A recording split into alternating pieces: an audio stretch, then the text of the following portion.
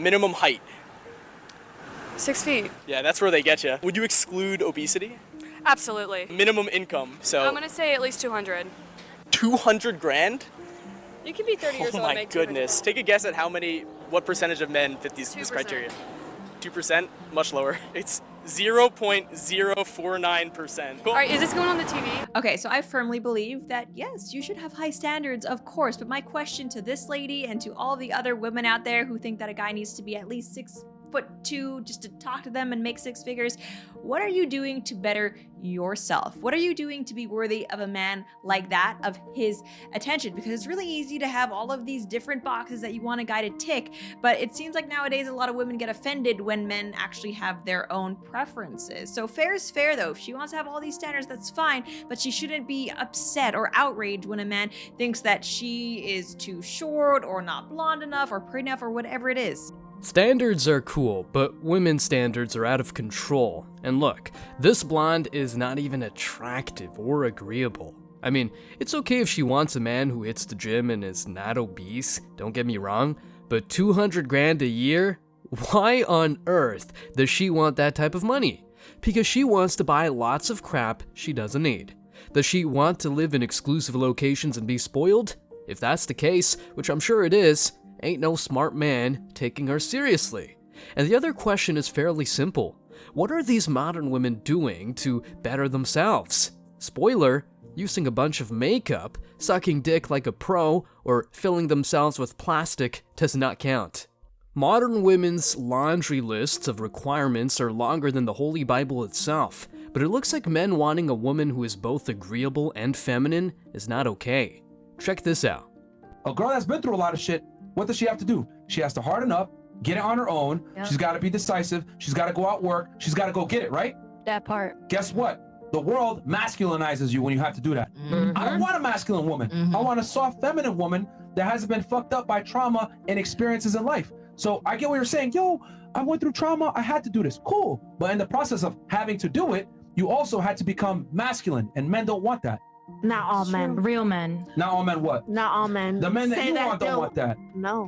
What? You're speaking for all men, but not all men. Do you want a feminine man? You want a dude that's going to wear heels on Saturdays? He don't have to be feminine. No, I'm asking you. Do you want a guy that wears heels on Saturdays? He don't have to be feminine. Answer the question. Do you want a man that wears heels on Saturdays? No, you're not answering mine. Whose podcast are you on? Right. All right. So, do you want a man that wears heels on Saturdays? No. Okay, so why would a man want a woman that acts like a dude? You're right. When a woman doesn't answer a question directly, she's attempting to be deceptive. The Godfather. Look, we can all agree that this chick has lots of men hitting her up in her DMs, but guess what? She only gets options in the sex department. If a woman does not answer your questions, how are you supposed to communicate with her? Open communication, they said, but anyway. In today's video, we're diving deep into women's high standards and how little they offer in return. Stick around because I'm sure you're going to love this one. But before we go any further, let me share the comment of the day. Shout out to Mr. Grayman. He said, "Women, you created this. I changed my behavior to suit the situation. Now you have to live with it, because my new behavior is actually quite peaceful." Exactly. It's really not half bad when you've got good friends and family around. A woman isn't as worthwhile as they might make themselves out to be nowadays. Please don't forget to reach out to us by email to claim your $5 for that comment of the day. As usual, guys, I'll pick one comment from each video. It may be the funniest, the most liked, or one that touched me, so don't forget to leave a comment and you may be our next winner. Make sure to hit the like and subscribe buttons too, as it helps a lot. And now, back to the video.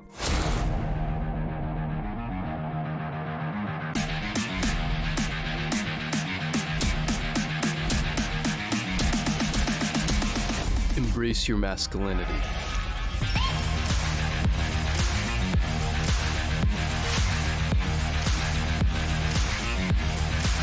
Women with a feminine core are expressive. They are vulnerable. They are receptive. It's in your expressions and your behaviors and the way you process things. Are you nurturing? The way that you nurture him, are you nurturing his leadership? Do you bring balance into his life? Those are the things that make you more of a feminine woman. You don't have to flaunt your independence. We understand that you have that, but we do share two, energies. We share masculine and feminine, but we for men who want feminine core women, men who are masculine core, they're going to naturally attract the feminine core. And when it comes to submission, it's not for control. It's just to see that you will trust me. You're vulnerable enough to trust me in my leadership. That's what men are saying when they ask for feminine women. It's not about the way we wear dresses and stuff. I used to be very masculine. I mean, heavily masculine. But the way that I am now, I had to realize that was coming from a place of trauma. She recognized that she was overly masculine because she didn't deal with her trauma. Wow, huge honesty right there, and I love how she articulates herself. If modern women looked within and didn't focus that much on blaming toxic masculinity, things would be way easier. If women wanted honesty and transparency, there they have it. Men want feminine women, not masculine chicks or boss babes with degrees and companies of their own. Most of the time, a college-educated woman will be brainwashed, and a businesswoman will try to compete with you. You don't want a rival or a competitor. You want a partner. Simple as that. Either she provides value or she can get the F out. No middle ground whatsoever. Let's dive deep into what women want versus what they offer. But before we do so, hit that like button and show us some love in the comments. So this whole thing goes something like this. He needs to be 7 feet tall, have no kids, make 6 or 7 figures, own his own house, be very attractive, and have an IQ over 200. Him? She needs to be relatively agreeable. Alright fellas, we're diving deep into the dating game, unpacking the whole matter. So imagine this scenario. She's got a laundry list of requirements. 7 foot tall, no kids, a master in the bedroom, making 6 or 7 figures, owning his own house, and topping it off, he needs to be a knockout with an IQ over 200. On the flip side, well, he's just hoping for someone relatively agreeable. Fair? Not quite. Let's dissect this and venture into this whole thing. Now, when it comes to dating, we all know having standards is a must. No denying. It's the guiding force that helps us sift through the sea of potential. But here's the real talk, fellas. Standards aren't gender exclusive, even if modern women call you sexist for, well, having standards of your own. They apply to both men and women, and it's essential to set the bar high. It is what it is. So, let's explore this whole thing with you in mind, keeping it real and simple. You've seen it. Her checklist reads like a wish list for a superhero, while your expectations seem pretty down to earth. Now, exploring women's preferences, especially in the looks department, can be as tricky as decoding hieroglyphics. We get it. Everyone's got a type. But what gets men messed up is the following. Women who are not even fit want a man who hits the gym day in and day out. I'm talking about quote-unquote curvy women who feel like queens for accepting themselves as they are. But look, the men they get are, more often than not, thirsty dudes who accept whatever chick comes their way. These women get sex, for sure, but no commitment. Men who want relationships and not just hookups look way beyond the flesh. Is this discrimination? So be it, but you better keep your standards as high as the sky.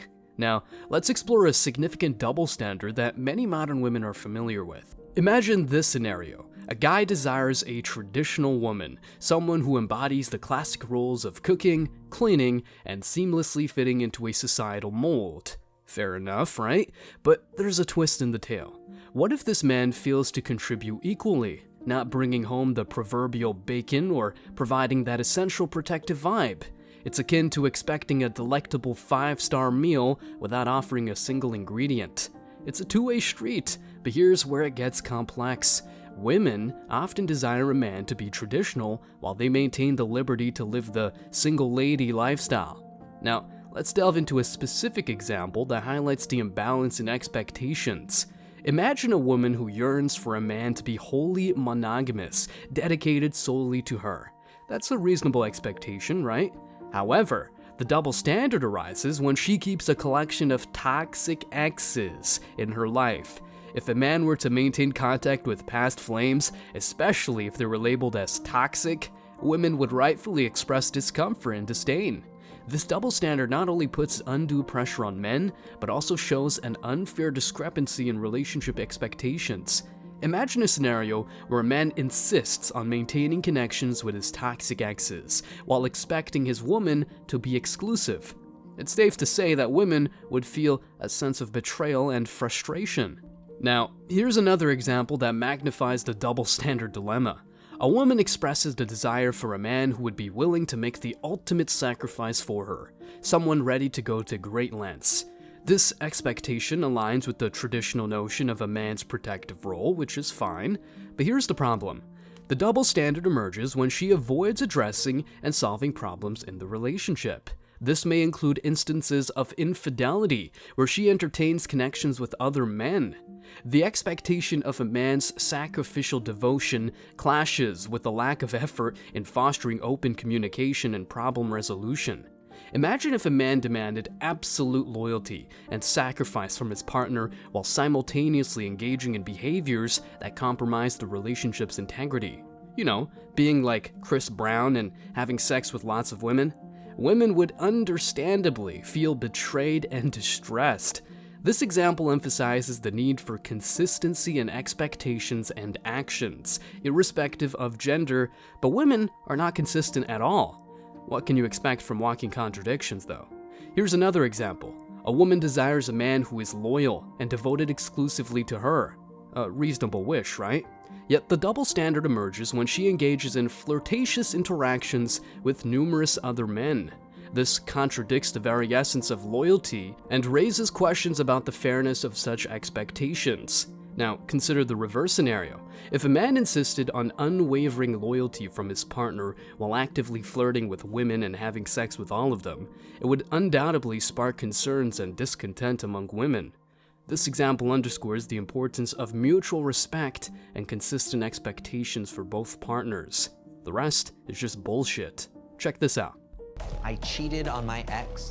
Yeah, I hurt him a lot because I'm also his first girlfriend and everything. What was it that made you want to cheat on him? I always wanted to like self-destruct, self-sabotage, but he was like best boyfriend. He treated me right.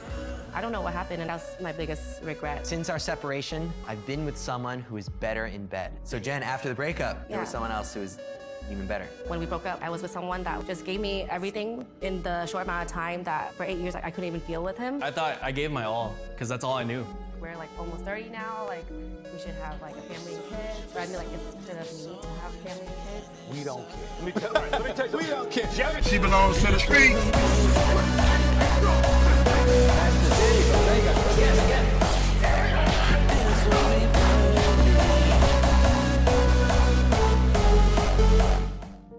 Having standards is golden, no doubt about it. It's the compass that guides us through the dating maze, right? But here's the kicker. Demanding the world without offering much in return, that's a deal breaker. And dumping a man because he's not good enough in bed? Huge deal breaker too. It's like wanting a traditional partner without embracing the responsibilities that come with it. Now, let's dive into the last clip a little bit more. So, this woman once had a good man by her side. He was everything a partner should be, loyal, caring, and building a stable life together. Yet, there was a snag in paradise. She deemed him not good enough in the bedroom and, in a moment of weakness, looked for excitement elsewhere. Probably with Chad and or Tyrone. Just a pick here and there and she got lots of vultures waiting for their turn. The double standard is that she opts for a fling with a bad boy who supposedly brings more heat between the sheets. It's a classic case of prioritizing physical satisfaction over emotional connection and commitment, you know? In her pursuit of immediate gratification, she abandons the solid foundation she had with the good man. It's a move that raises eyebrows and questions the validity of her standards. If her standards are all about the size of a man's tool, she might as well become a stripper or something. Fast forward to the present, and the plot thickens. The bad boy, as expected, turns out to be just that, a passing throw without the substance needed for a lasting relationship. Now, the woman finds herself at a crossroads, realizing the significance of what she once had. The good man, the one she deemed lacking in one aspect, has evolved. He's got his life together, stands on a pedestal of success, and makes more money than ever before. And here she comes, of course, knocking on the door of the man she once dismissed, hoping for a second chance. The tables have turned, and now it's not just about emotions, it's about practicality. She sees the stability, the financial security, and the growth he's achieved. It begs the question, is it fair for her to return seeking a relationship based on newfound criteria, especially when she didn't appreciate what she had before? The answer is a resounding no. This scenario emphasizes the importance of aligning expectations with reality and recognizing the true value of a partner. Relationships aren't a buffet where you can pick and choose the aspects that suit your immediate desires. It's about understanding that perfection is an illusion, and that building a life together involves compromises, communication, and shared growth. Women demand all these things from men, but then they can't offer any of that.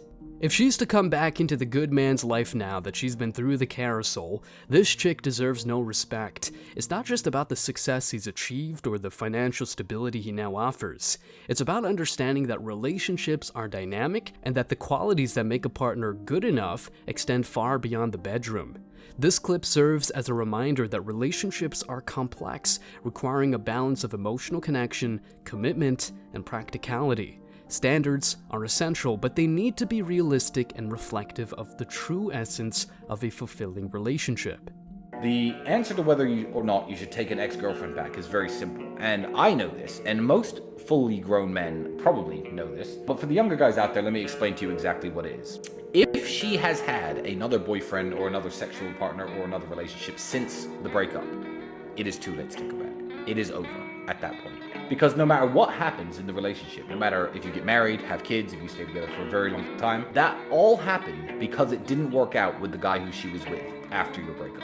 So you are always going to be plan B, you're always going to be the fallback guy, you're always going to be the idiot that's always there. So if she's had a week or two and, hung out with her girlfriends and cried into her pillow, by all means take her back. The moment there's been another guy in the scene at all, she's only interested in taking you back and getting back with you because it didn't work out with him. So don't let yourself be played like that. Yeah, don't be second place to anybody. So if someone tries to get back with you after breaking up with you, I would be bold and be confident and say to them, listen, as much as I might like the idea of being back with you, I don't want to be back with someone who doesn't want me. I don't want to be back with someone who's not sure about me. The sexiest thing in the world is someone who's sure about you. Remember that. Too many people, and there are so many people out there right now who are chasing someone they shouldn't be, who are chasing someone who's not showing them that they deserve them.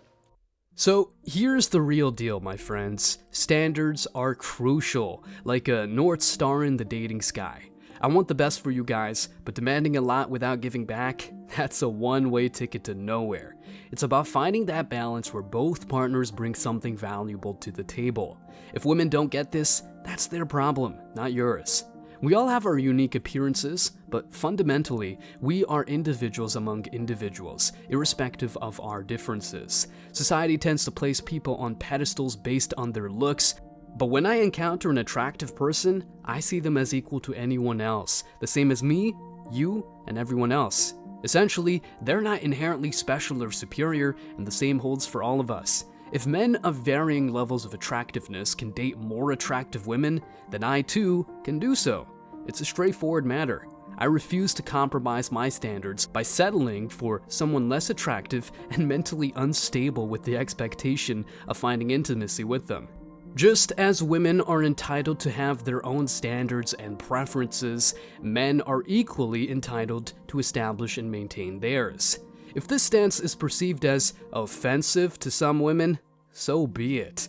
I choose to date whoever I desire, or even better, abstain from dating, and no one has the authority to dictate that I should lower my standards or diminish my expectations merely to engage with women of lower quality. Stay strong, guys. As always, I wish you tremendous success. Now it's your turn. What do you think? Let me know your thoughts in the comment section below. Remember that if you leave the best comment, you will get $5. Thank you so much for watching. If you found value in this video, hit the like and subscribe buttons, ring the notification bell so you don't miss out on future uploads, drop a comment, and share it. See you in the next video, guys. Till next time.